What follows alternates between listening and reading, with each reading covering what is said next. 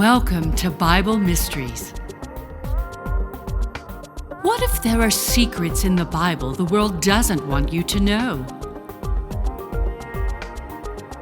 You're listening to episode 168, The Song of Moses, Coda. Now here are your hosts, Scott and John.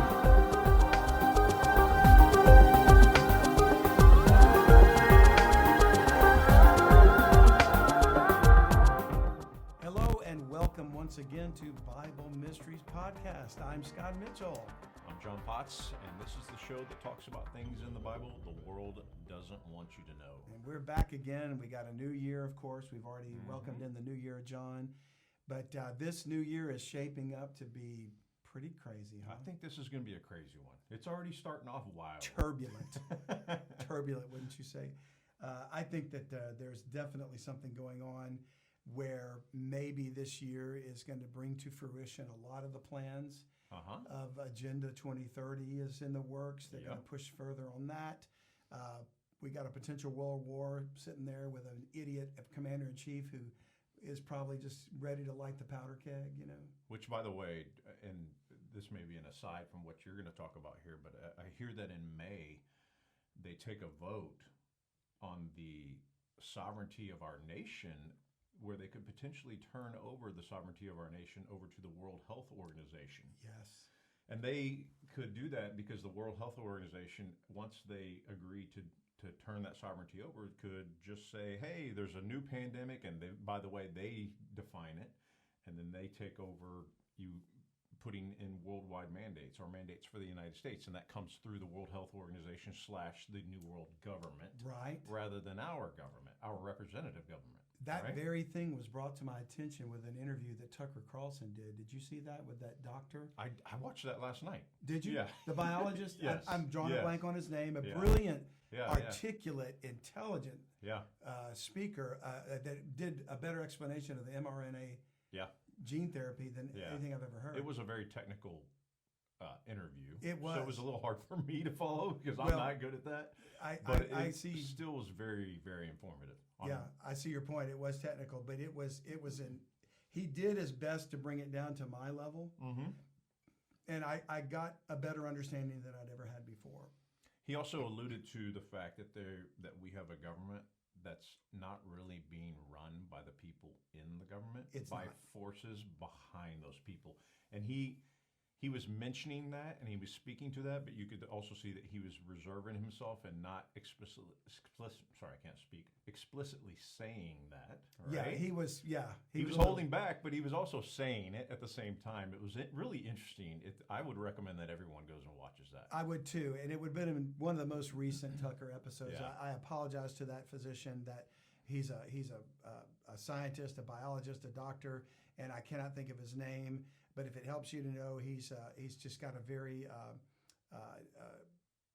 succinct way of speaking, and it's worth it. And he does talk about these things. And you know what's interesting, John? I read a lot of political type blogs, mostly libertarian leaning, like LouRockwell.com. And there's a lot of intelligent writers who see what's going on from the standpoint of they understand this is not just about money. Money is certainly a motivator globally, but they see something intrinsically evil going on, but they all of them completely ignore the spiritual component to this. And while we constantly go back and harp on Ephesians 6:12, principalities and powers, that's who we wrestle, it's like these people still think there's a political solution if we could just withdraw our consent and all these kind of things they map out that we can do, prepping and this and that. Nowhere do they ever address the spiritual side By of things. these people, what do you mean? Who are these people? Experts in economics, in political science, in all manner of aspects of the cultural. Okay, so phenom. not our quote unquote leaders. No, these are people that are opposed to our leaders. The website I'm thinking of, one in particular, I'll just give them a shout out because I've benefited greatly from reading them. It's LewRockwell.com, and it's LEW Okay, .com. I'm familiar with that. Yeah. And their motto is anti-state, anti-government, pro-market. Okay. Okay, so that's where they come from. And while I can agree with many things they say, and I do, they still are missing that big elephant in the room, which is the spiritual battle. Yeah. And even Tucker recently made a confession that he used to think this was all about money and power, but now he thinks it's something more evil. There's something more evil going on there, and he's acknowledging there's some spiritual aspect to this. He brought up the term Nephilim in an interview not long ago. I saw we that. talked about that with Roseanne Barr. Yeah. So I think that the world is waking up, but we're here to try to put Bible to the word understanding. Yeah, and the word Nephilim is trending right now, huge Is on it? social media. I didn't know that. Because of what has happened at this mall in Miami. Oh, that's right. Which we still don't know what really happened. We don't know what happened. There's a lot of eyewitness accounts and things like that. But it's amazing to me how much spiritual warfare, which has been, I guess, hidden. I don't know if that's a good term or not, but it's been hidden from people in the past. You definitely don't hear about it in church, right? So you're only hearing about it through podcasts like this or other great podcasts that are out there, or maybe other sources, the internet. You're not going to hear about it on the news, right? And you're not going to hear about it on And I'm not sure I'm believing the official news about what they say happened. Oh, yeah. You don't have 60 squad cars for 4 kids or 15 kids. No, that's crazy. But I guess my point is you have all these eyewitness accounts, right? And people are seeing stuff, and it's actually like social media is the best news you can get now if you are discerning and you look and see what's real and what's not, and you try your best. But the crazy thing to me is how the word Nephilim is becoming mainstream to people now. Whereas if you had mentioned this to somebody 2 years ago, if you had said, "What do you think of Nephilim?" Never heard I don't even know what you're talking about, and myself included, right? I would have been like, "I have no idea what you're talking about." Now you could probably interview 10 people on the streets, and I bet you 2 or 3 would say, "Oh yeah, I've heard of that." And in another 6 months, it's probably going to be 5 or 6 out of 10 because they're going to be like, "Oh yeah, that's whatever." I agree. I saw this on social media. I saw these videos of UFOs. I saw that thing in Miami. Who knows what's going to happen next? I agree. It's coming out, I guess is my point. So I think it's shows becoming like more this, mainstream. Yeah, shows like this are so timely. That podcasting is becoming the better source of information. Absolutely. Like that interview with the guy I was talking about with Tucker was saying, we don't have journalists anymore. This is the closest thing we have to real investigative journalism anymore, except for a handful like Glenn Greenwald and Tucker and a few others. Well, John, we're going to dive into some investigative journalism today, I guess. Let's do it. We're going to investigate the Bible. Let's welcome our newest seekers. Yeah, so this episode is brought to us by our newest premium subscribers, or what you refer to as our seekers, right? Folks that are seeking the truth, and this is Cheri M., Bradley W., Tom K., Jason F., and Samantha B., all of which came to us in July of last year, being 2023. Thank you all so much for supporting the ministry. Absolutely. We thank you. And I'm glad we're finally catching up, but here we are in 2024. We're still in July of 2023. Like I keep Thanking saying, our subscribers. I keep saying we don't want to catch up. We want more subscribers. That's a good point. So we have to start doing 10 at a time to catch up. That maybe that's what we should do next is go for 10 at a time, but we'll start that in February. Okay. And real quick, we're going to let our people know, not just our seekers, but everybody that listens, we are going to start this month in January doing a live once a month Q&A type broadcast. That's awesome. On YouTube and Facebook. You can find it on the last Thursday of every month, and this month it'll be the 25th of January. Okay. So 8 o'clock Central Time, that'll be 6 p.m. Pacific and 9 p.m. Eastern. If you want to participate and have us address one of your questions, write us, unlockthebiblenowat@gmail.com, and put in the subject line live Q&A. That way we'll know you're not just seeking to ask me a question because I get questions all the time. Yeah. You're giving me permission to say, hey, use this in the live Q&A. Okay. So write your questions, give them to us in advance. We could still maybe take some that come up live in the chat session, but we prefer to have some preparation. And I'm assuming it's going to be organized by some topic, right? As best we can. So if you write it, you got to remember, a lot of people are going to write in about a lot of topics, Sure. and you can't just scatter shoot everything in one Q&A, True. right? So you're probably going to pull 10 questions that are related to one topic. So and I guess why I'm saying this is because if you write in with a question and it doesn't get answered in the next Q&A, it may be a month or two later when that particular subject is being talked about. That's a correct? good point. Yeah. Okay. That's a good I point. just So don't we'll want do people our to best. I don't want people to get discouraged and go, I wrote in and they don't even talk about it, right? It's like, yeah. We can't talk about everything under the sun in 1 hour. That's true. So we'll do our best to address every topic we can. But if we see a theme going and we bring the topic together, Yeah. a question that's maybe off topic, we may save for another episode. Yeah. Yeah. So Okay. we'll do it. And I could still address you directly if I need to as well. So we're going to continue today, John, with the Song of Moses, and we're going to wrap up our series. Fourth part. Okay. We call this Coda. A coda is a musical term for the last, let's go to the end. Okay. When you're reading sheet music and you're told to go back to the beginning until you come to the coda. The coda is where you go to the ending and you wrap up the song. Okay. Right? So we're going to make this our wrap up today of the Song of Moses. And as we've mentioned, it's we always want to look at current events through the lens of Scripture. So that's what we've been doing because Israel's been in the news. It's the center. It is the right center, now. and of course, it's been the center of controversy ever since they became a nation in 1948.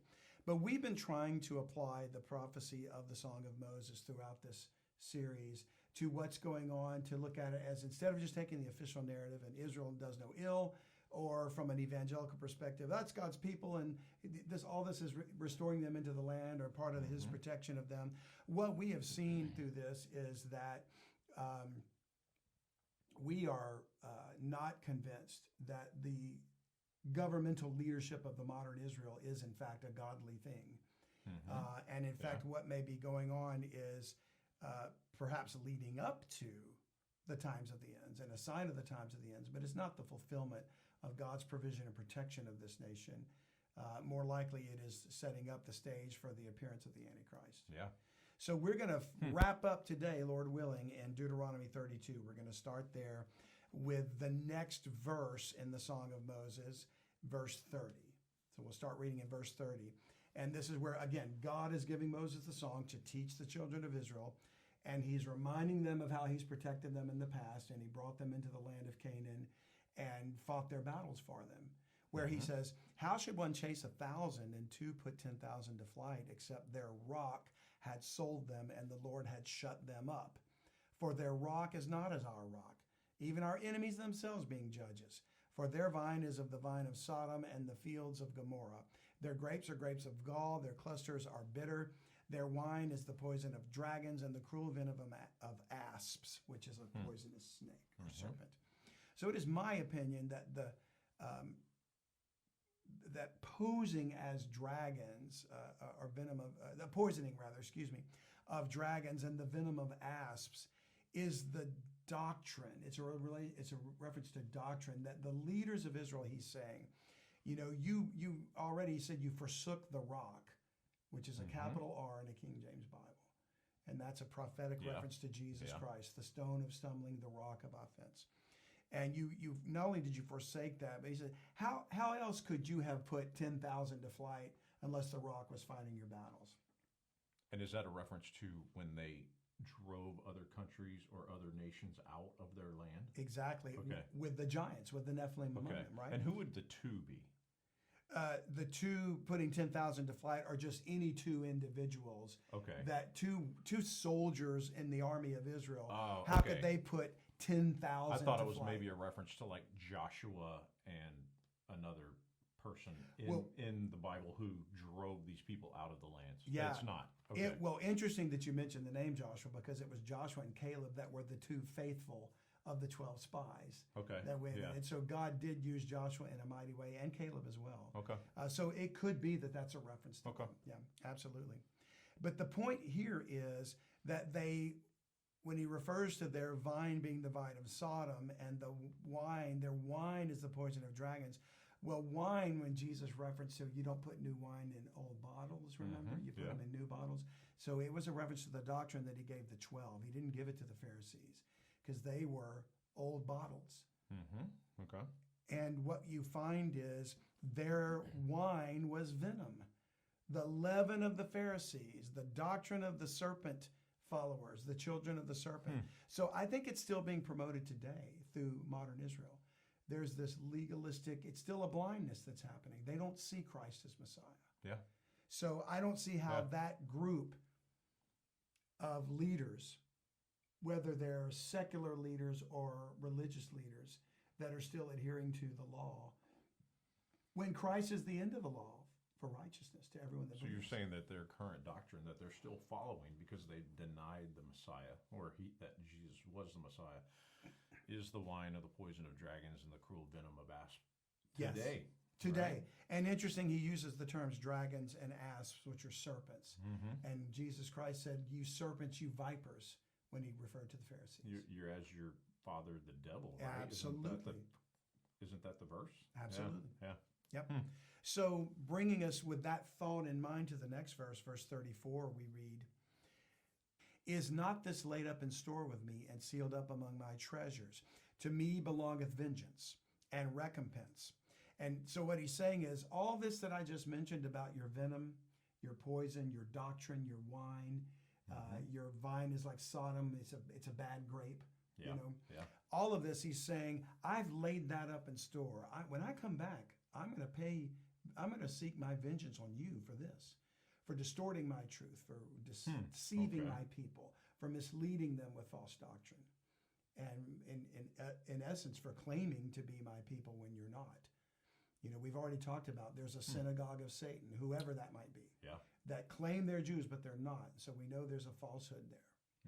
We know there's a conniving and a deception going on. So he says, to me belongeth vengeance and recompense. And God says, I'm the one who repays back. That's why he didn't call us to do this. He didn't call the church to fight this battle. You know, we stand, and we're called to fight against spiritual wickedness, but how do you fight an angel? How does a man, flesh and blood, fight a fallen angel? You know, so through the word, only through the word. Sure. And in the power of God's might. So their foot shall slide in due time, he says, for the day of their calamity is at hand, the time of Jacob's trouble. Okay. You know, when God's going to judge them. And the things that shall come upon them make haste. Now keep in mind, the Lord's going to judge the entire world, but there's a particular judgment on those who are false in Israel. To those faux leaders and to the serpents and dragons, which obviously are lined up with the Antichrist. Yeah. You know, lined up with the dragon. For the Lord shall judge his people, that first.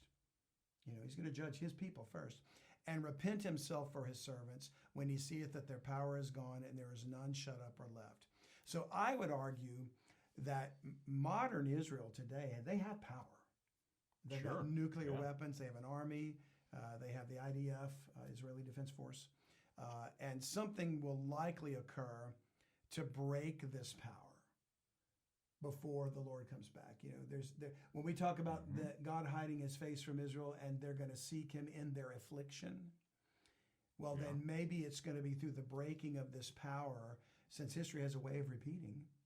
Sure. You know, they're going to be broken like a Nebuchadnezzar or something is going to break them.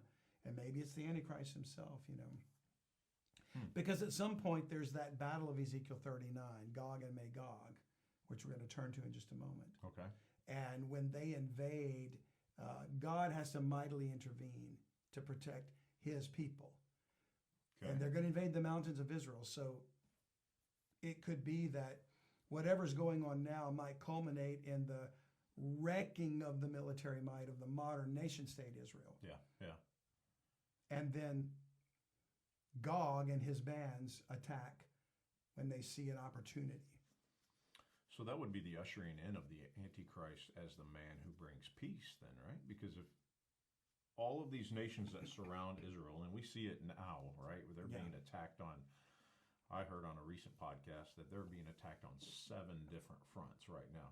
And maybe that increases, but let's say they penetrate the armor and get in and destroy the IDF and all of their forces. Right. At some point in there, maybe I'm reaching a little bit, the rapture occurs then. I would, and then they go into the man of power, or what, I don't know what you call him, the Antichrist, right? He comes in to usher in the peace. Yeah. I would say, and we don't know this for sure, but if I had to guess, I would say that when Gog does invade, from that point forward, we're going to read a verse in a moment, In fact, let's turn there because this will Okay. answer your question. Ezekiel 39, verse 21, because at that point, it's going to say Israel's going to know that I'm their God. So this is going to come back to answering your question. Okay. Verse 21 of Ezekiel 39, and I will set my glory among the heathen after God destroys Gog. He spiritually intervenes to stop this, turns back all but a sixth. That would be army. that would be the final coming of Christ then? No, this is before it, before the 7 years begins. Okay. So this is going to take place, this could take place at any moment. Okay. Okay. So I will set my glory among the heathen, verse 21, and all the heathen shall see my judgment that I've executed and my hand that I have laid upon them. So the house of Israel shall know that I am the Lord their God from that day forward. So as far as I'm concerned, evangelical Christianity is wrong to assign a date of God's provision for Israel before this happens. Okay. From that day forward, they will know that I'm their God. Now, I'm not saying the Lord may not have a hand in all of history that's leading up to this, but it's not the spiritual intervention, in my opinion, that took place in 1948. It's here that this is going to take place. So my guess would be it might occur that the rapture will take place right when this happens. Okay.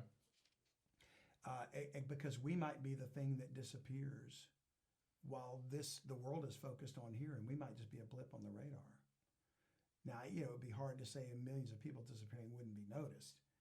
Sure. But maybe it's not as many as that. Maybe the church being removed from the world is going to be a smaller number than we thought by the time this happens. However, it would appear to me that when Gog is destroyed from the mountains of Israel in this time, this is when they're going to know the Lord is their God. So how could it be before then? How could it be 1948 or the 6 Day War in 67 or something like that? So are you saying that the rapture would occur simultaneous with this event? Possibly. And that everyone who remains on earth, a vast majority, or not a vast majority, but a group of them would then be like, holy cow, we just missed the boat. That he really is the Lord. In my opinion, that may be a sign that wakes Israel up. Yeah. This deliverance, along with the disappearance of the church, could be, he was Messiah. Yeah. And maybe that's when they turn from transgression. And this is that culminating event that causes them to seek him, and the Lord no longer hides his face from them. But doesn't that then set in motion the events of the Antichrist to come into power? Absolutely. And is that what drives these people, where it says it drives them, they basically have to go out into the wilderness to live or take the mark of the beast, right? Well, not only does it set in motion, as you said, the events that bring about the Antichrist, but it will then start the clock, if you will, of the 70th week of Daniel, which is the last 7 years of tribulation or the time of Jacob's trouble. And when that clock begins, then we know we've got a start and a finish to the 7 years. So there's a middle after 3.5. And that is the point that Jesus is referencing in Matthew 24 when he says, when you see the abomination of desolation stand in the holy place, run and get out of Judea. That's at the midpoint, though, Midpoint, isn't it? yeah. Okay.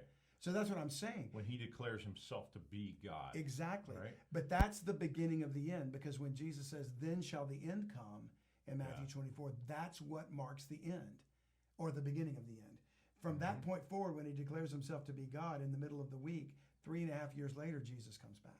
So let me ask you a question, and maybe this is a bit of a side, but does that mean that the first 3.5 years of the 7-year tribulation are not actually that bad? No, they're bad.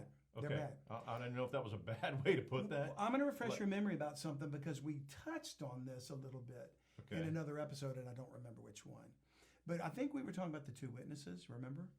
Okay. Moses and Elijah, yeah. I believe, are the two witnesses. Yeah. They perform miracles, and basically the plagues that Moses put on Pharaoh, they're going to put on the world. Okay. So the first 3.5 years is not good. It's Gotcha. just not the Antichrist creating all havoc and all the demons loose from hell. So it's not the abyss. it's not the oppression of the Antichrist. It's more of Moses and Elijah performing signs, which are the plagues, that's going to be equally bad. Mm-hmm. And then the Antichrist is the one that comes in to, quote unquote, save humanity from what these two are doing. He puts them to death. Yeah. Nobody can kill them but him. Aha. Okay. So he stops them. I was kind of always, and this is a misunderstanding on my part, that the 7-year tribulation, maybe those first 3 years were like everybody just kind of milling around going, what just happened, man? And maybe there's a lot of spiritual activity they're happening. definitely spiritual. So you're But going to it have wasn't proliferation of the bad. Nephilim, the days of Moses. Yeah. What's going to be going on is during that time is going to be setting that stage for people to take the mark of the beast, which will be implemented at the middle of the week. Yeah.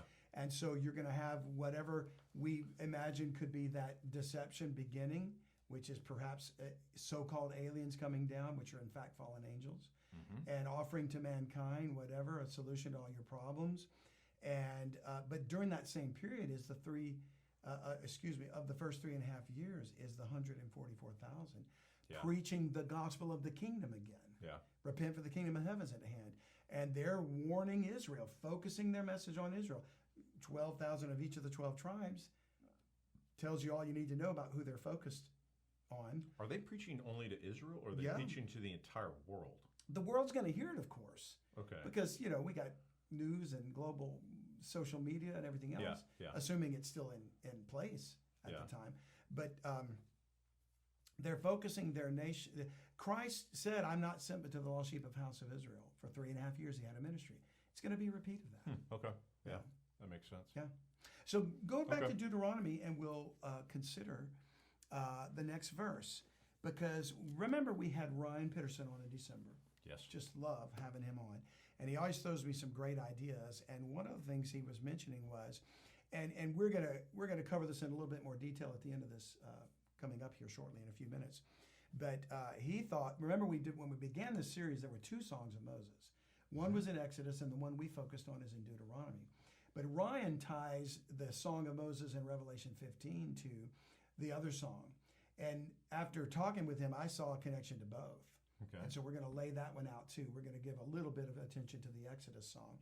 But he makes the point that when the Song of Moses in Exodus is addressed, it was about the destruction of the gods of Egypt. Okay. The plagues were aligned to draw attention to the gods of Egypt. And so he says in Deuteronomy 32, verse 37, and he shall say, where are their gods?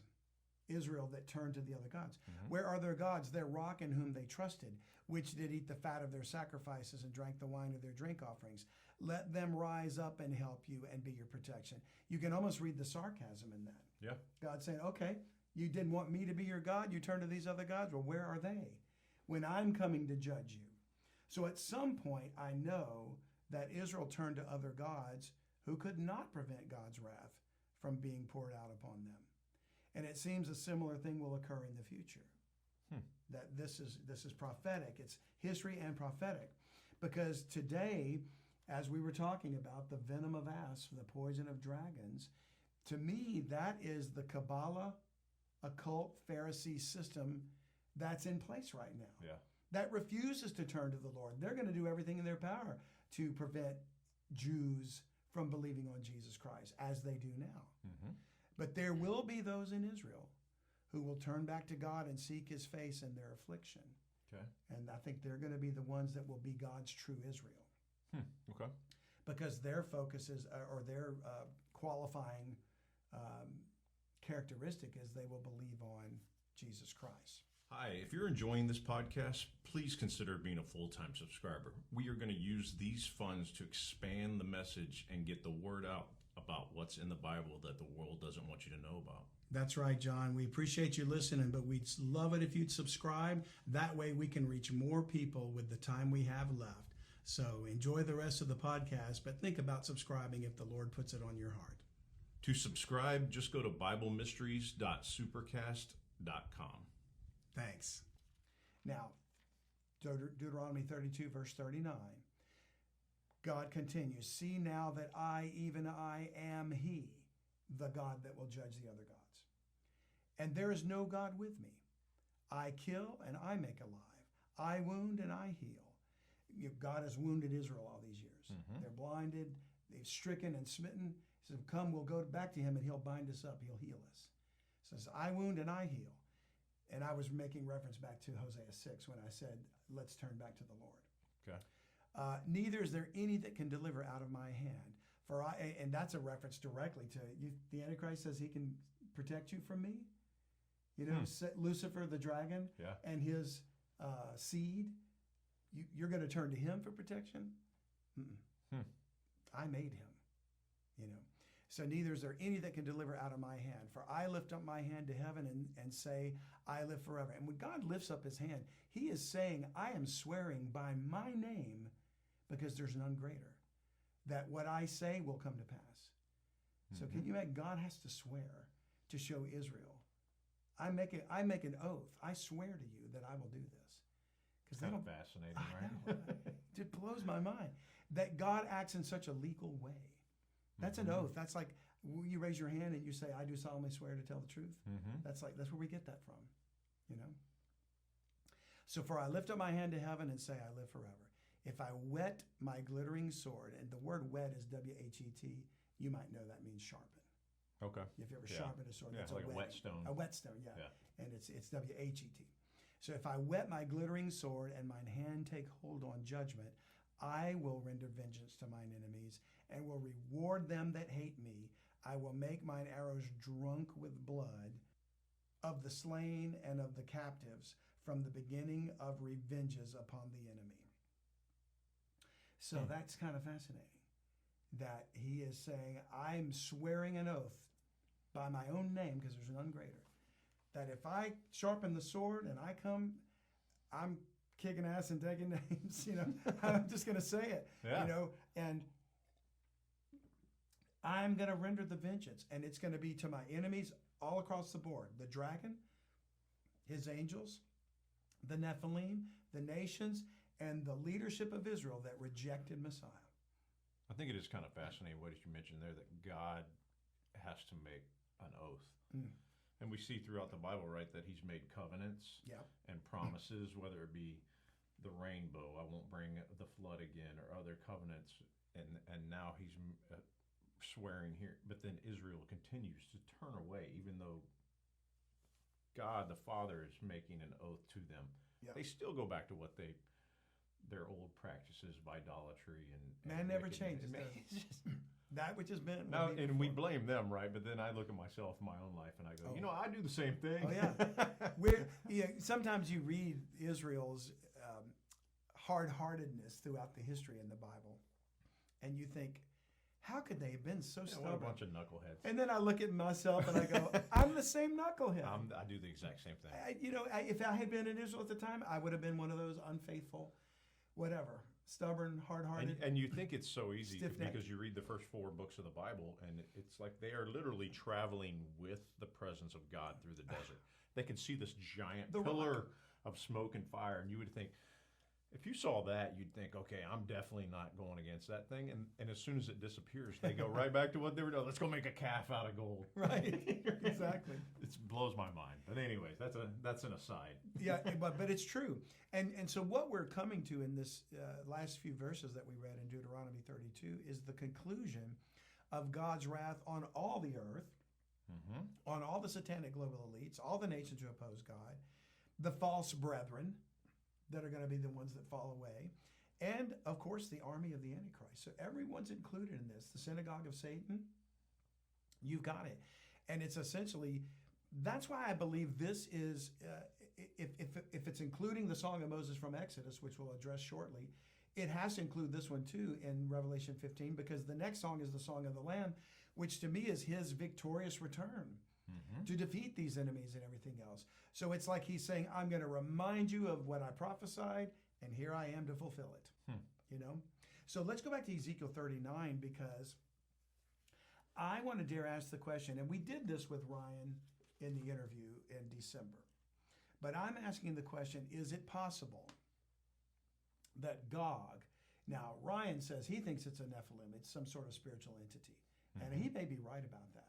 Okay. But I'm asking, is Gog in fact the secular Kabbalah-based Judaism that invades the land because that's what God does in Ezekiel 39. He comes to take a spoil, to take a prey, of Israel. And they claim to be Jews. In other words, could it be that Gog entered the land in 1948? Okay, I was just going to ask you that. Wouldn't that, they are already there then? Yeah. Okay. And that maybe all this time they've been the ones taking the spoil, taking the prey, and maybe they are, and I'm not talking about Jews in general, I'm talking about this leadership, this group of Zionists. They are the synagogue of Satan, and they're the driving power behind the invasion's Zionism. already happened rather than going to happen. And that the Lord's going to turn them back, and maybe this Gog is this deliverance in Israel is going to be the Lord turning back the secular nation leadership of Israel.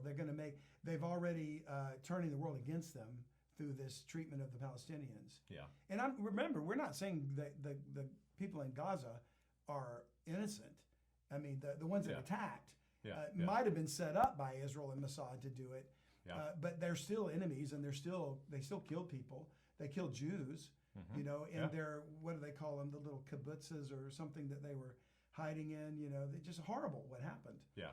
How they went in and attacked them. But to turn around and slaughter 20,000 innocent children that had nothing to do with that, just because they're Palestinians, doesn't seem like godly retribution at all. They're still having trouble rooting out the Hamas leaders that were responsible. They're finding them here and there, but how many people have to die before they get them? So I'm saying this, if we read Ezekiel 39, verse 25, therefore, thus saith the Lord God, now will I bring again the captivity of Jacob. This is after he just said, from that point forward, they'll know I'm their God. Okay. Now will I bring again the captivity of Jacob and have mercy upon the whole house of Israel, and will be jealous for my holy name. After that they've borne their shame and all their trespasses whereby they have trespassed against me, when they dwelt safely in their land and none made them afraid, when I brought them again from the people and gathered them out of their enemies' lands, and am sanctified in them in the sight of many nations. I just don't think this is describing the events of the Zionist agenda from start to finish, with the first Zionist Congress of 1897 or whenever it was with Theodore Herzl, to the establishment of the nation-state of Israel in 1948 by the UN. All of that doesn't have anything to do with this, in my opinion. Okay. When it says this is after they've borne their shame, well, they're still bearing shame because they're still not recognized, in my opinion. When I brought them again from the people and gathered them out of their enemies' lands, and am sanctified in them in the sight of many nations, then shall they know that I am the Lord their God, which caused them to be led into captivity among the heathen. But I've gathered them unto their own land, and this is important, and have left none of them any more there. Do you believe all the Jews in the world live in Israel? No. They don't. Neither will I hide my face any more from them, for I have poured out my spirit upon the house of Israel, saith the Lord. It hasn't happened yet.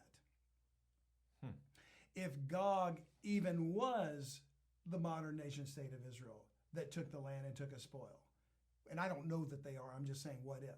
Yeah. But if they are, because I'm daring to ask the question, everybody will accuse me of being anti-Semitic for saying this, but it's not true, because I'm not anti-Semitic.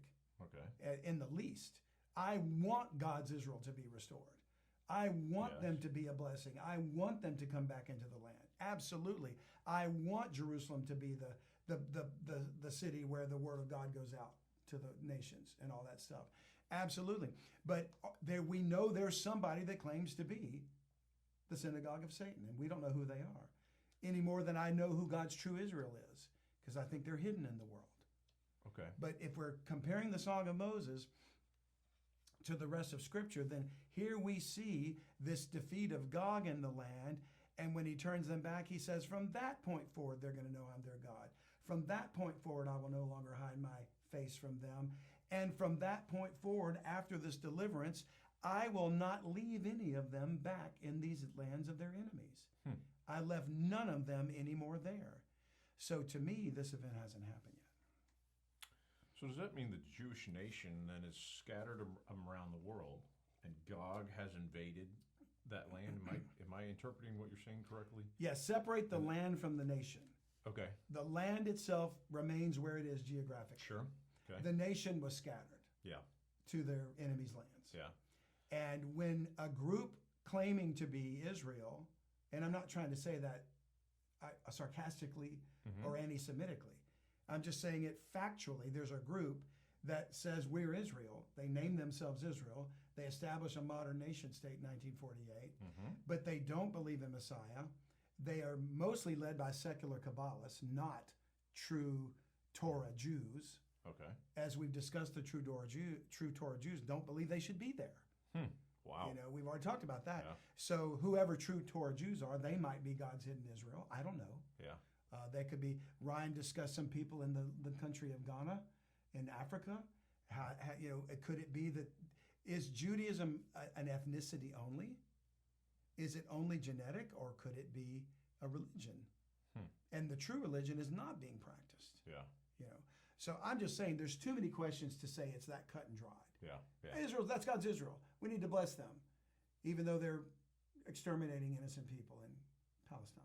Wow. There's a lot of discussion to be had around that. Exactly. So I'm just saying, and when Ryan brought up the idea, which I'd never considered, what if God is a spiritual entity? Well, then he's behind all this, isn't he? Sure.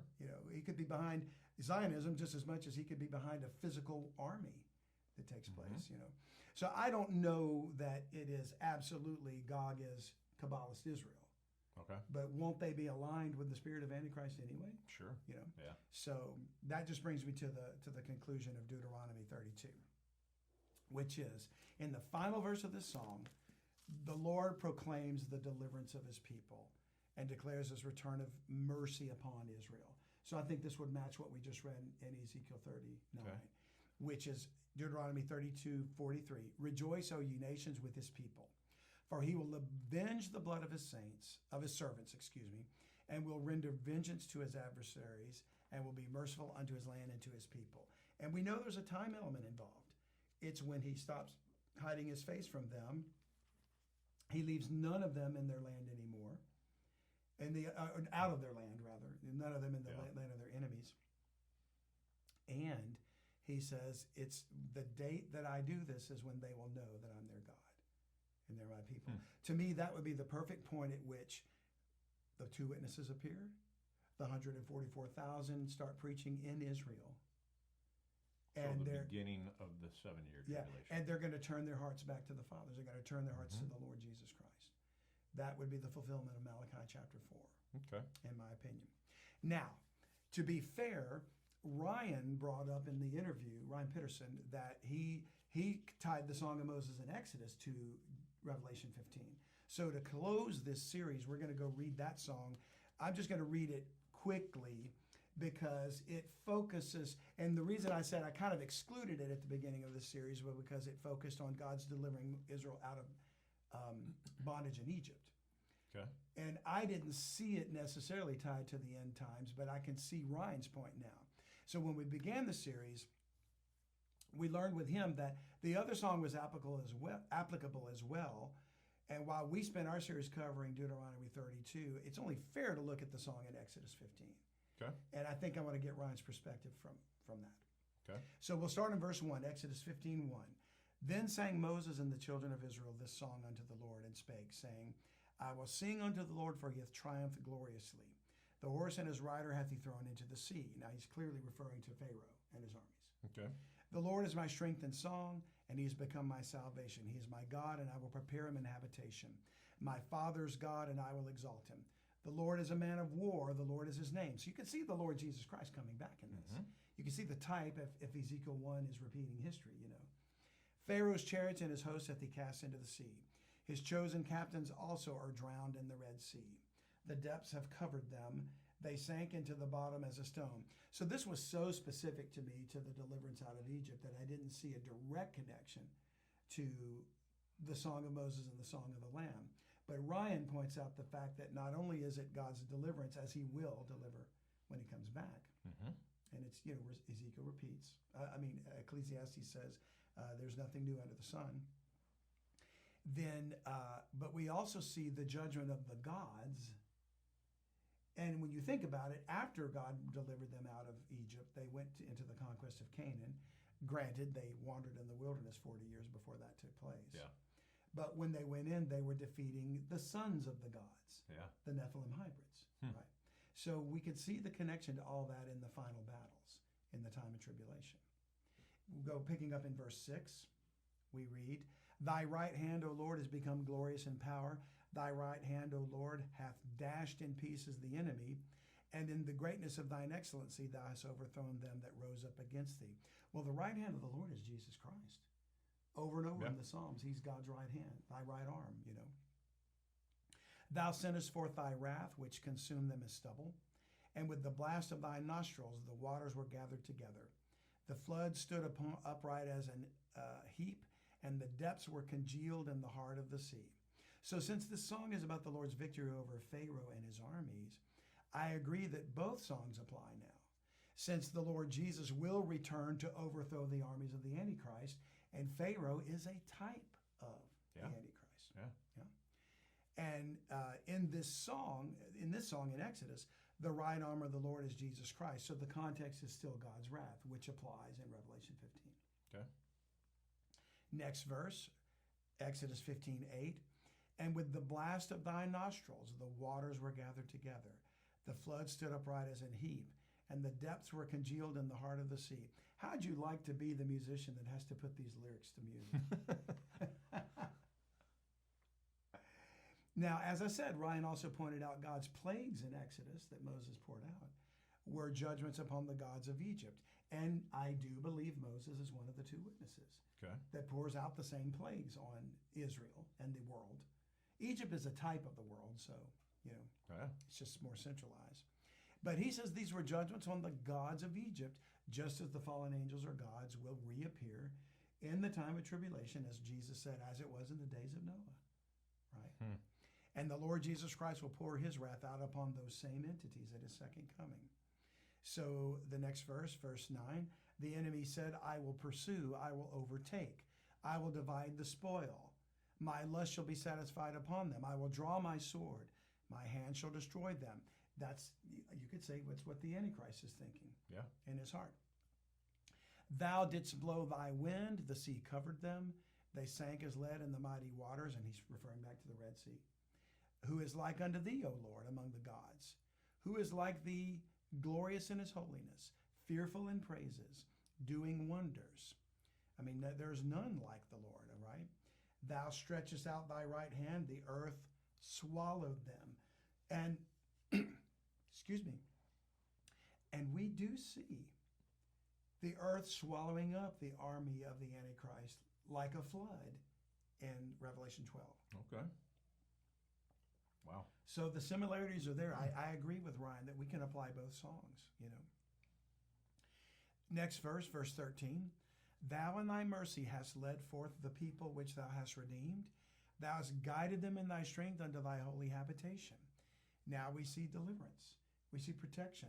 The ones that the Lord said run and flee into the wilderness, they have a place prepared for them in Revelation 12. The people shall hear and be afraid. Sorrow shall take hold on the inhabitants of Palestina. Interesting that we were talking about the song that was proclaiming praise to God for delivering Israel out of Egypt. Now we got to mention, I've got people saying today that the word Palestine was a modern invention. It didn't even exist until Rome, you know, just defeated Israel in AD 70, and then they, out of spite, they called the land Palestine instead of Israel. Yeah. That's a lie. They're misinformed. It's called Palestina from the beginning. And essentially that Hebrew word is Philistia, the Philistines. That's what Palestine is. The Canaanites were the Philistines.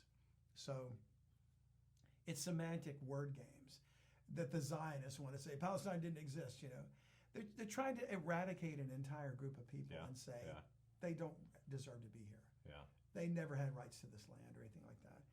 And I would argue, I don't think the people that are claiming that have any right to be there either. Because the true Israel of God is who's going to inherit that land, not posers. I said it. You know? You're going to get some backlash. Oh, yeah. Oh, well, I've already gotten it, you know. Well, I just think it's open up people's minds. Like, don't believe everything that you hear. you're just as guilty of falling for the official narrative of the right as you are of the left. Yeah. If you don't question the narrative. Yeah. So right-wing people say the left is all brainwashed. They drink the Kool-Aid. So do you. Mm-hmm. If you fall for the Zionist propaganda. Yeah. And the governmental right-wing propaganda. It's the same poison of asps. You can apply it either way. Sorrow shall take hold on the inhabitants of Palestina. Then the dukes of Edom shall be amazed. The mighty men of Moab, trembling, shall take hold upon them. All the inhabitants of Canaan shall melt away. And interesting, that's a reference to before they went into the land of Canaan to take it with Joshua and Caleb, the two that put 10,000 to fight. Do you think that's a literal term there? All the inhabitants of Canaan shall melt away. Is that literal? The Lord shall destroy them with the brightness of his coming. Is that like Raiders of the Lost Ark? Zechariah, cow. The book of Zechariah says, they shall melt as they stand on their feet. Yeah, I think it's literal. Ooh, and it's because terrifying. The presence of the Lord and the glory of his might, I don't think a person can stand in the presence of Jesus Christ if they're not saved. Yeah. Physically, flesh and blood, Fear and dread shall fall upon them. By the greatness of thine army they shall be as still as a stone, till thy people pass over, O Lord, till the people pass over which thou hast purchased.